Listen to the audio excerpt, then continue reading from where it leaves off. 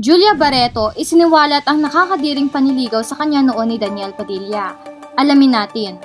Kamakailan bukang bibig ng mga netizen na isiniwalat nitong nagdaang araw lang ang aktres na si Julia Barreto na may kinalaman sa aktor na si Daniel Padilla at sa pag-uugnay sa pangalan niya sa isa raw naging babae ng aktor na palihim. Nakaraang lumipas na pag-alaman na isiniwalat ng aktres na si Julia na walang napala si Daniel sa kanya dahil hindi niya hinayaan makapasok siya sa bitag ng aktor na tiyak na ikakapahamak niya at maging ng karir niya balang araw. Ipinagpapasalamat ni Julia ngayon na hindi niya pinatulan si Daniel. Dahil kung mangyari iyon ay tiyak isa siya sa mga pangalan ngayon, isa sa mga nadungisan kasama ang aktor at maging dahilan na tawagin siyang Chip. Kasi pumatol pa sa may nagmamay-ari na. Ayon sa pagsisiwalat ng aktres na si Julia, ay napansin na di umano'y pamamaraan niya sa panliligaw. Yung akitin niya ang babae sa pamamagitan ng mga matatamis niyang salita at mga papuri na sa kanya lang maririnig.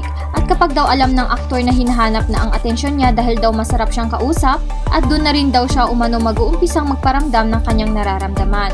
Isa pa din daw napansin ng aktres na si Julia, kay Daniel ay di umano tina-target niya ang mga sikat na mga kapwa-actress na kasabayan nila sa henerasyon sa kanilang industriya.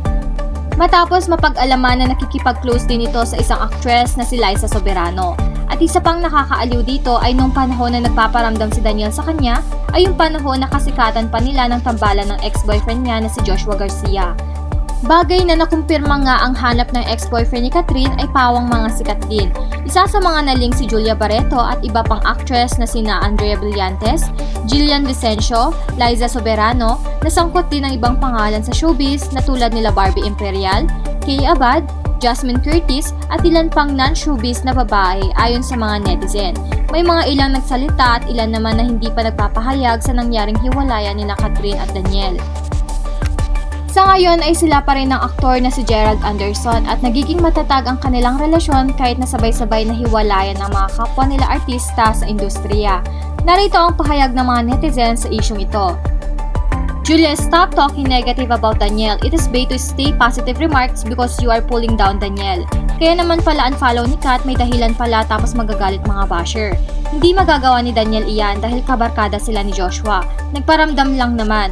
Ano klase paramdam? Biniro lang siya, tinotoo naman ni Julia. Ganyan talaga mga binata, mapagbiro. Anong masasabi nyo sa pahayag ni Julia Barreto kay Daniel? Totoo nga ba ito? Comment down your thoughts below. Don't forget to like and subscribe for more latest trending news from us, and thank you for watching!